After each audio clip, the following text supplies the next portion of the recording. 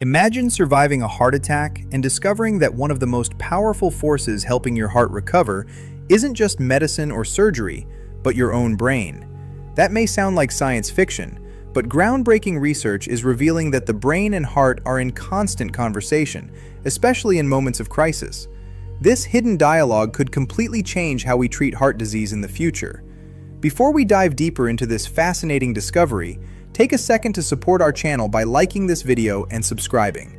It helps us bring you more science-backed stories that could literally change the way you see your own body. Now let's talk about what actually happens during a heart attack. A heart attack occurs when blood flow to part of the heart muscle is blocked, usually by a clot. Without oxygen-rich blood, heart tissue begins to suffer and die within minutes. Traditionally, doctors have focused on restoring blood flow as quickly as possible and managing inflammation afterward. But new research suggests that something else is happening at the same time. Your brain is receiving emergency signals straight from your heart and launching a coordinated response involving your nervous system and immune system. For a long time, scientists believed the heart was mostly controlled by electrical signals generated inside the heart itself and regulated by the autonomic nervous system. While that is true, recent work shows that the heart also sends sensory information back to the brain. These sensory neurons act like messengers, constantly reporting on the heart's condition. Researchers already knew that some of these neurons help regulate blood pressure and fainting responses. What they did not know was that a previously undiscovered group of neurons plays a crucial role after a heart attack. To uncover this hidden network, scientists used a cutting-edge technique called tissue clearing. This method removes lipids from tissue, making organs like the heart transparent. By doing this in mice, researchers were able to map the tiny nerve fibers embedded within the heart in stunning detail. After inducing a heart attack by blocking blood flow, they watched closely to see which nerve pathways became active. What they found was remarkable. A cluster of sensory neurons, connected to the vagus nerve, was wrapping tightly around the thick, muscular wall of the heart's ventricle, especially near damaged tissue. Before the heart attack, only a few of these nerve fibers were present. After injury, however, the number of these fibers increased dramatically. This suggests that the heart itself triggers the growth of these neurons as a response to damage. In other words, the heart isn't just passively suffering during a heart attack, it is actively calling for help. These neurons send signals directly to the brain, specifically to regions involved in stress and survival responses. When the brain receives these signals, it activates what we commonly call the fight or flight response. This is the same system that prepares your body to react to danger by increasing heart rate, releasing stress hormones, and mobilizing energy. But here's the twist. This response doesn't just affect your muscles and adrenaline levels, it also activates the immune system. Once triggered, immune cells are directed to travel to the injured heart tissue. Their job is to help repair the damage. They do this by forming scar tissue, which stabilizes the injured area and prevents the heart wall from rupturing. In moderate amounts, this process is essential for survival, but too much scarring can stiffen the heart muscle and interfere with its ability to pump efficiently. Over time, this can contribute to heart failure. Here's where the research becomes even more surprising. When scientists genetically manipulated these newly discovered sensory neurons and turned them off, something unexpected happened. The injured areas of the heart became significantly smaller, and the healing process improved. In simple terms, blocking these signals led to better recovery in the mice. This suggests that while the brain's response is meant to help, it can sometimes overshoot and cause more harm than good. The researchers also experimented with blocking the immune response triggered by this neural pathway. When they interrupted this process early, the hearts healed with less damaging scar tissue. This reveals an entirely new therapeutic target. Instead of only focusing on reopening blocked arteries, future treatments might also aim to fine-tune the brain-heart immune communication loop. Why is this such a big deal? Because heart attacks remain one of the leading causes of death worldwide. Even when patients survive, many are left with long-term complications.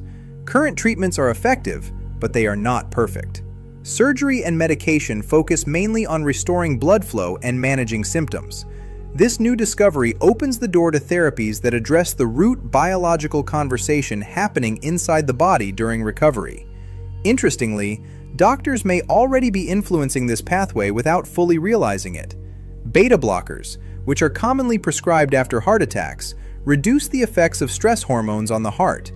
These drugs are known to lower heart rate and blood pressure, easing the workload on the heart.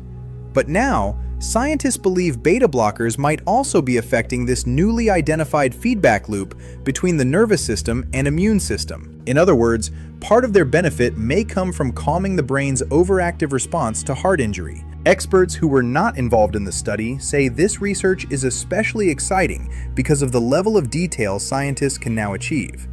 In the past, researchers could observe general patterns of inflammation and neural activity. Now, they can identify specific populations of neurons and track their behavior in real time. This precision opens up possibilities for advanced treatments, including targeted drugs and even gene therapies designed to regulate these pathways more accurately. However, there is still much to learn. The newly discovered pathway does not operate in isolation. The body is an incredibly complex system with overlapping networks of signals. Other immune cells, hormones, and neural circuits are also involved in the response to heart injury. Scientists caution that what works in mice does not always translate directly to humans. Before new treatments can be developed, researchers must determine how active this pathway is across different populations. Factors such as genetics, biological sex, age, and underlying conditions like diabetes or high blood pressure could influence how strongly this brain-heart immune loop is activated. For example, someone with chronic inflammation may respond differently to a heart attack than someone with a healthier immune system. This means future therapies will likely need to be personalized rather than one-size-fits-all. What makes this discovery especially powerful is what it says about the body as a whole. We often think of organs as separate units. The heart pumps blood, the brain controls thoughts, and the immune system fights infections. But in reality, these systems are deeply interconnected. A heart attack is not just a cardiovascular event, it is a whole-body event that involves neural communication, immune activation, hormonal changes, and metabolic shifts.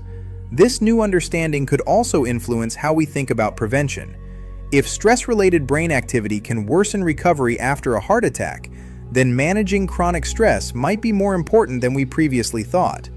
Practices like regular exercise, mindfulness, adequate sleep, and healthy nutrition may not only protect your heart directly, but also help regulate the neural and immune pathways that come into play during emergencies.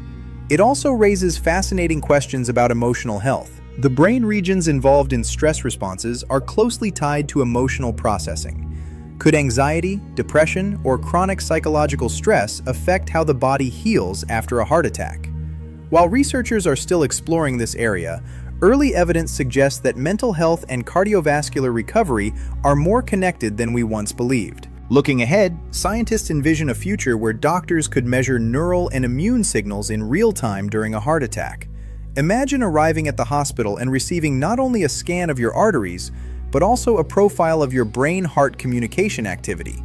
Based on that data, doctors could tailor treatments to reduce harmful inflammation while preserving the beneficial aspects of immune repair. Gene therapy is another possibility on the horizon. By selectively adjusting the activity of specific neurons or immune cells, it may one day be possible to enhance healing while minimizing long-term damage. While this may sound futuristic, the rapid pace of biotechnology suggests it could become reality sooner than we expect. Of course, with any new discovery, caution is essential. Manipulating the nervous system and immune response carries risks. These systems evolve to protect us, and interfering with them incorrectly could lead to unintended consequences. That's why extensive testing and clinical trials will be needed before any new therapies reach patients. Still, the potential impact is enormous. Heart disease affects hundreds of millions of people globally.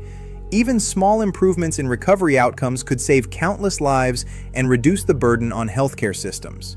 More importantly, it could improve quality of life for survivors, helping them return to normal activities with fewer complications. So what should you take away from this? First, your body is far more interconnected than you might realize.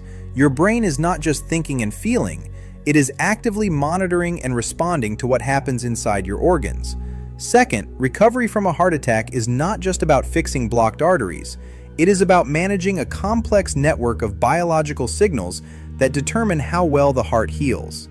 And third, the future of medicine is moving toward more integrated, system-wide approaches rather than treating organs in isolation. As research continues, we may soon see therapies that target not just the heart, but the communication pathways that link the heart to the brain and immune system.